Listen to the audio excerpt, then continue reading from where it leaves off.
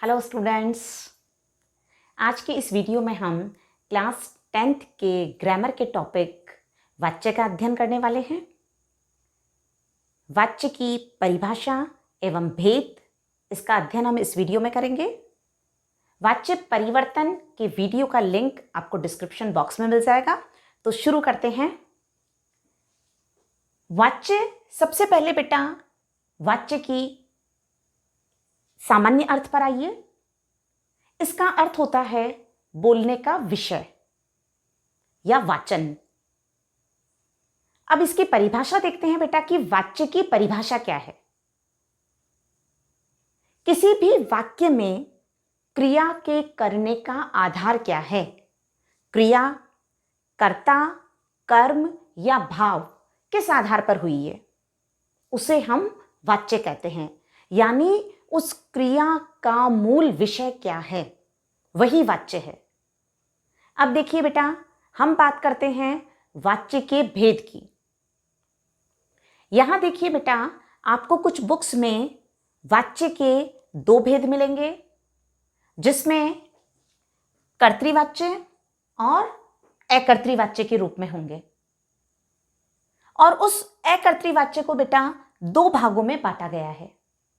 एक है कर्मवाच्य और दूसरा है भाववाच्य। कहीं बेटा आपको डायरेक्ट इसके तीन भेद मिलेंगे, जिसमें सीधा आपको कर्तृवाच्य, कर्मवाच्य और भाववाच्य के रूप में आपको कंटेंट मिलेगा। तो यहां देखिए बेटा, आपको कंफ्यूज बिल्कुल नहीं होना है। दोनों ही रूपों में ये सही है। एग्जाम में जब आपसे इसको आइडेंटिफाई करना पूछा जाता है, तो आपको इसके इन तीन भेद के आधार पर ही आइडेंटिफाई करना होता है। ठीक है। यहां बेटा देखिए, कर्तृवाच्य यानी कि एक्टिव वॉइस और अकर्तृवाच्य यानी पैसिव वॉइस।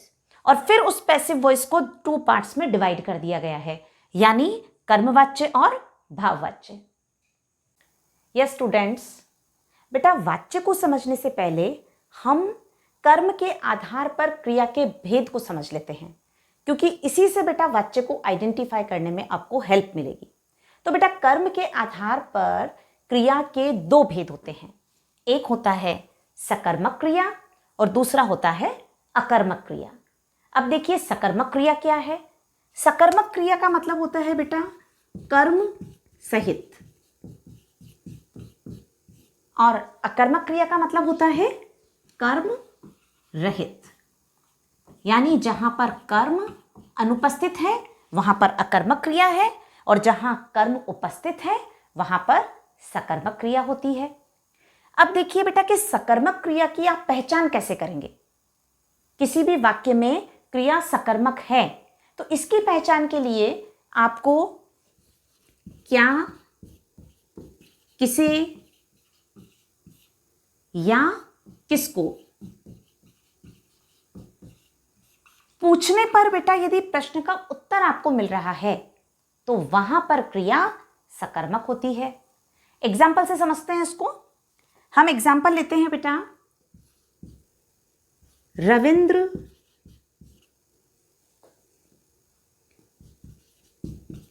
चित्र बना रहा है। अब यहां देखिए बेटा, वाक्य में रविंद्र क्या है, कर्ता है। कर्ता यानी कि जो काम कर रहा है। अब उसके द्वारा काम क्या किया जा रहा है कि वो चित्र बना रहा है। अब यहां हम इसी वाक्य में से प्रश्न बना रहे हैं, रविंद्र क्या बना रहा है। जैसे ही हमने इसको प्रश्न के रूप में पूछा, तो इसका उत्तर आ गया चित्र बना रहा है। यानी यहां पर क्रिया क्या हो गई, सकर्मक हो गई। तो बेटा क्या, किसे या किसको, इन तीनों से ही प्रश्न पूछने पर यदि उत्तर हमें मिल रहा है, तो वहां पर क्रिया सदैव सकर्मक होगी। ठीक है। अब हम बात करते हैं बेटा अकर्मक क्रिया के एक एग्जाम्पल के साथ। जैसे हम एग्जाम्पल लेते हैं, बच्चे से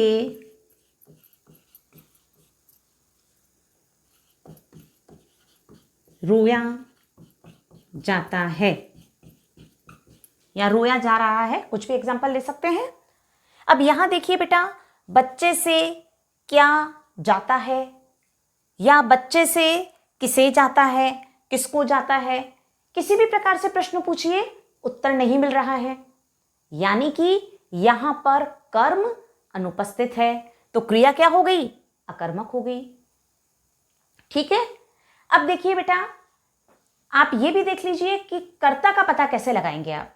जब आप कौन से प्रश्न पूछते हैं, कौन लगाकर अगर प्रश्न पूछेंगे तो आपको कर्ता का पता लगेगा, और क्या किसे किसको लगाकर प्रश्न पूछेंगे तो आपको कर्म का पता लगेगा।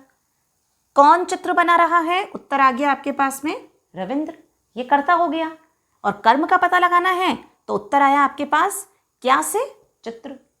ठीक है बेटा, क्योंकि सकर्मक और अकर्मक क्रिया को बेटा आइडेंटिफाई कर लेंगे आप, तभी आप वाच्य को आइडेंटिफाई कर पाएंगे कि ये कर्तृवाच्य है, कर्मवाच्य है या भाववाच्य है।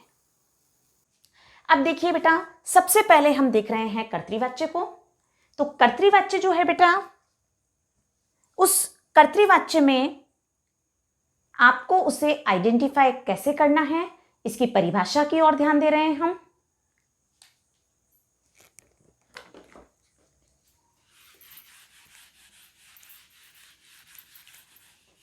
कर्तृवाच्य में आपको ध्यान रखना है बेटा कि क्रिया जो होती है वह कर्ता प्रधान होती है,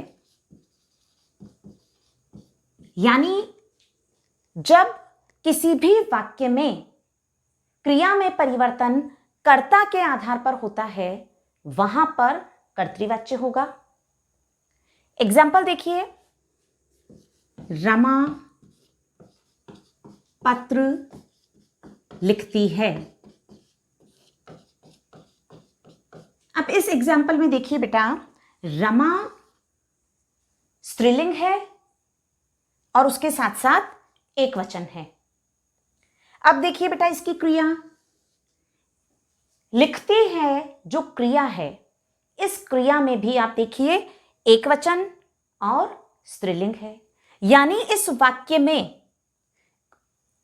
क्रिया में परिवर्तन कर्ता के आधार पर हो रहा है। एक और एग्जाम्पल लेते हैं हम, रमा धीरे धीरे चलती है। बच्चे मैदान में खेल रहे हैं।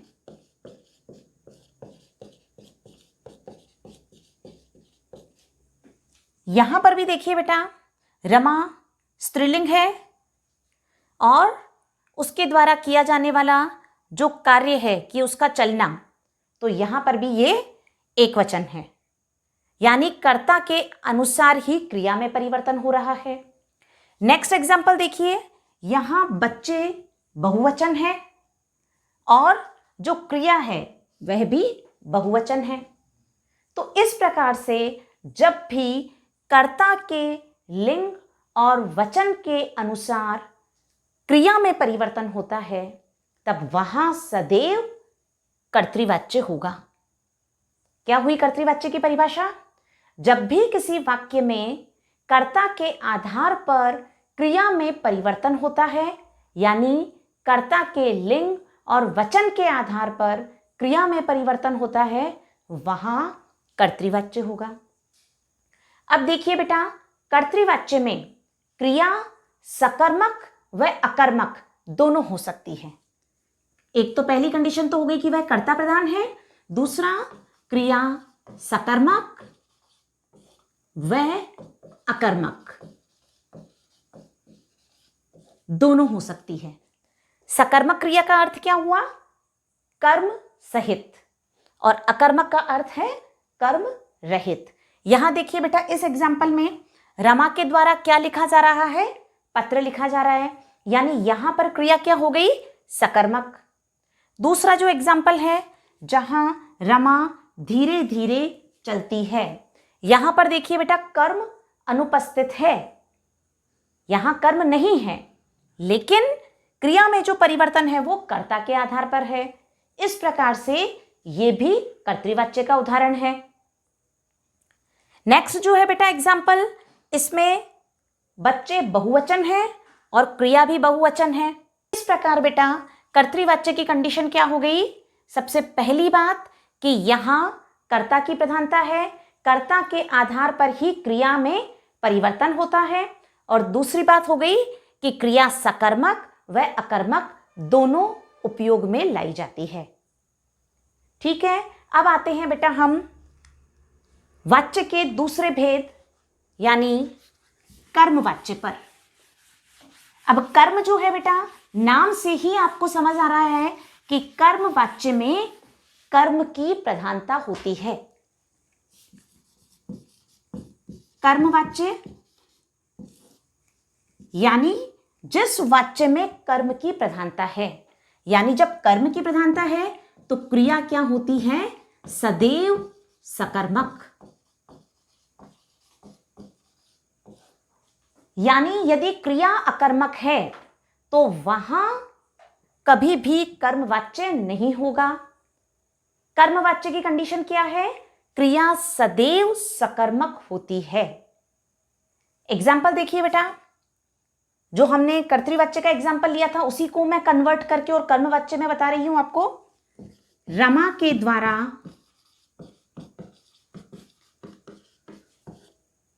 पत्र लिखा जाता है।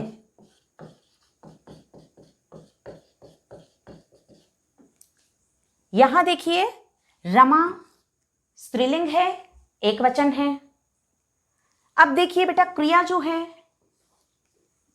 क्रिया एक वचन तो है लेकिन पुल्लिंग है, यानी यहां पर क्रिया में परिवर्तन कर्ता के आधार पर नहीं हो रहा है। तो परिवर्तन किसके आधार पर हो रहा है? पत्र, जो क्या है? उसका कर्म है। अर्थात जब क्रिया में परिवर्तन कर्ता के आधार पर नहीं होकर कर्म के आधार पर होता है और वहां कर्मवाच्य होगा। इसके साथ साथ बेटा से, द्वारा और के द्वारा, इन परसर्गों से वाक्य को जोड़ा जाता है। तो कर्मवाच्य के लिए कंडीशन क्या हो गई? क्रिया सदैव सकर्मक होगी। इसके साथ साथ जो क्रिया में परिवर्तन होता है वो सदैव कर्म के आधार पर ही होगा। कर्म का जो लिंग और वचन है उसके आधार पर उस वाक्य में क्रिया में परिवर्तन होता है, वहां सदैव कर्मवाच्य होगा। ठीक है बेटा, कहीं कहीं पर कर्मवाच्य में जो कर्ता है उसकी उपस्थिति भी अनिवार्य नहीं होती है। एग्जाम्पल देखिए आप, जैसे बाढ़ पीड़ितों की सहायता की गई। अब यहां इस एग्जाम्पल में देखिए आप, बाढ़ पीड़ितों की सहायता की गई। तो यह सहायता बेटा अपने आप तो होती नहीं है, किसी न किसी के द्वारा ही सहायता की जाती है। जैसे सरकार के द्वारा की गई या किसी संघ समूह है, स्वयं सहायता समूह के द्वारा की गई। तो ये क्या हो गया? किसी के द्वारा सहायता की जा रही है, लेकिन यहां पर क्या है? कर्ता इस वाक्य में अनुपस्थित है, लेकिन इस वाक्य में कर्मवाच्य होगा। तो यहां बेटा देखिए, कर्मवाच्य के बाद हम आगे बढ़ रहे हैं भाववाच्य पे। भाववाच्य भी देखिए बेटा, नाम से ही आप इसको समझिए कि भाववाच्य क्या है। भाव के आधार पर भाववाच्य में क्या हो जाएगा? जब किसी भी वाक्य में क्रिया में परिवर्तन का आधार ना कर्ता है ना ही कर्म है। परिवर्तन किसके आधार पर हो रहा है? भाव के आधार पर। वहां क्रिया सदैव अकर्मक होगी। क्या होता है भाववाच्य में? क्रिया सदैव अकर्मक। इसके साथ साथ एक वचन, अन्य पुरुष और पुल्लिंग होती है। ये बेटा इसकी कंडीशन है। पहली कंडीशन क्या है? भाववाच्य में क्रिया में परिवर्तन किसके आधार पर हो रहा है? भाव के आधार पर। इसके साथ साथ क्रिया क्या होती है? सदैव अकर्मक, यानी वहां कर्म अनुपस्थित मिलेगा। हमने कर्मवाच्य में क्या देखा है कि क्रिया में परिवर्तन कर्म के आधार पर और क्रिया सदैव सकर्मक होती है। यहां पर क्रिया सदैव अकर्मक होती है। इसके साथ साथ क्रिया अन्य पुरुष, पुल्लिंग और एकवचन होगी। ये बेटा भाववाच्य के लिए ये कंडीशन है। इस कंडीशन को अप्लाई करने पर ही हम भाववाच्य को आइडेंटिफाई करेंगे।